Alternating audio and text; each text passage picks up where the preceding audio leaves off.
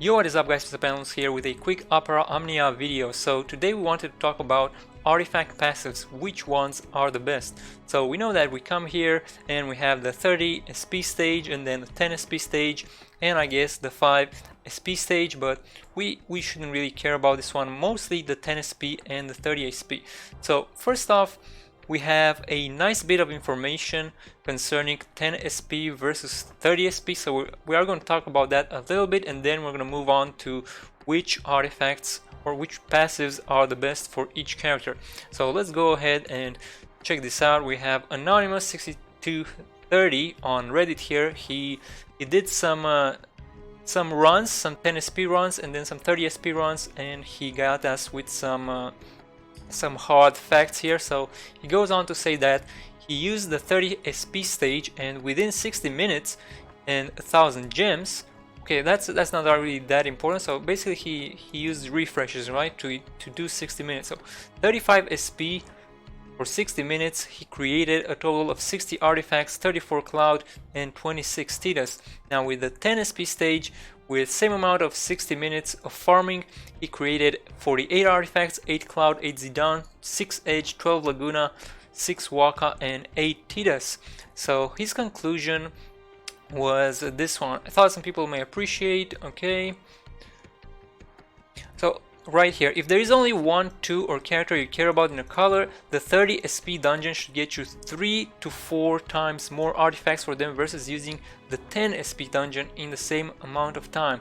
So basically the information to get from here is, if you want to farm 1 or 2 characters, you are better off farming the 30 SP stage. But if you want to farm a broad range of heroes, like if you want 3, 4, 5, 6, look at this, he got 6 of them here, right? So you can do the 10 SP stage and you're gonna get some pretty nice return on that one. So I thought that was a pretty interesting thing to note. But let's move on to which ones are the best, right? We know how to farm the artifacts, we know the difference between 30 SP and 10 SP, but which passives do we want? So for that we do have a web page here on Altema, which is really nice. It doesn't have all the heroes, but it has a lot of them, and you do have the recommended passives for them. So for instance, for Squall you get the best passive on him apparently is Renzo Kuken, 2-star, and then attack power and maximum bravery. And then let's see, we got Laguna, maximum bravery on the first slot, attack power on the second, and shotgun power on the third. Although these recommendations here are not necessarily the best all the time, especially with the meta that is different in Japan, but generally they serve as a really good general guidance, right? In general these are pretty good right here. So we have also Van, attack power, deep hazard, this is a white world basically, and then red spiral. But you can pretty much see that most of the time you want attack power and maximum bravery. Those two are two of the best, and then you might want some of the skill ones like Renzo Kuken, red spiral, white whirl, and then there are a few exceptions depending on the character. It looks like Laguna, he is an exception. He prioritizes maximum bravery over attack power, but at the same time it's still both attack power and maximum bravery, so it's not that big of a change there. But someone like Furion, for instance, if you can find him here, so as you can see they don't have every single character. So for Onion Knight they haven't done it, they don't know which ones are the best. Same for Aerith and other characters here, they don't know for Tifa, but they have Bards, they have Yuna, and let's see, where is Furion? So for Furion you actually need attack power and HP, and this is because Furion, he actually scales up in damage with his HP, so that's why you want HP on Furion. So there are slight exceptions here and there. And then let's talk about Titas. So for Titas we have attack power, maximum bravery, and then quick hit power. And if we go on the Titas recommendation passives, we can see his entire list of recommended passives, like when you're playing the guy, which ones you want. You have high priority and low priority. When you're doing co-op you have high priority and low priority. When you're when you're putting him as a support unit, you have his high priority and low priority passives, as well as the artifact passives that are recommended for Tidus here. So as you can see, they recommend attack power on the first slot, then maximum bravery on the second, and as a third rank, either quick hit power or slash power.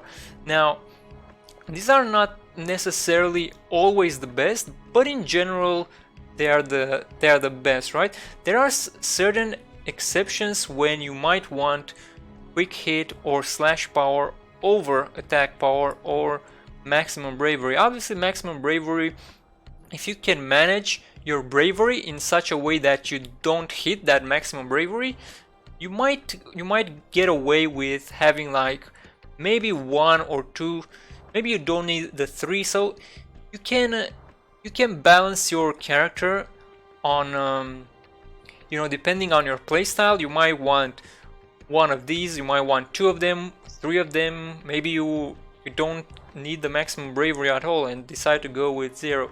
But my guess is you are still going to want at least 1, because having that 330 extra bravery is going to help quite a bit.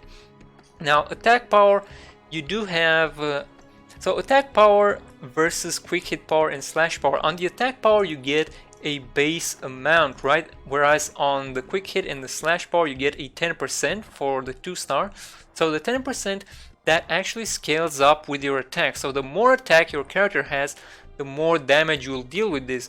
While attack power, it doesn't, it's not a percentage, right? It increases your damage by a flat amount. So what happens is, at a certain point, maybe quite a bit into the future, maybe these two would be a bit better than the attack power, but it's kind of hard to get it to get your attack that high and have basically quick hit power and slash power give you a lot more damage than the attack power, because even in specific cases you might get like just a little bit more damage if you optimize the quick hit and the slash power versus the attack power passives. But in general, these are really nice guidance here. I guess for the future I might make a video where I discuss more in depth about these two issues here, or the attack power. I think maximum bravery is also an important thing to know about. But that is it for this video. So we know pretty much what to expect from most of the characters. So you really want attack power most of the time, you want some maximum bravery, and you want some of their skills if they have good skills. And in some rare cases you may want HP, like apparently Snow wants HP, but obviously we don't have Snow yet. Like Warrior of Light, he wants initial bravery. Some characters, they have buffs that scale up with the character's initial bravery, so you might want that one. And also, I guess we didn't talk about Terra, so she has Trance Up 2-star. She gets a lot from that one, same as with the Warrior of Light class change up. So you can get a lot of tips here and here basically. But that is it for this video, guys. Let me know what you think, and I shall see you next time. We are going to be streaming some Opera Omnia at twitch.tv/MrPantaloons every day at 7 PM GMT. I do hope to see you on my next video, and until then, have a good one and take care.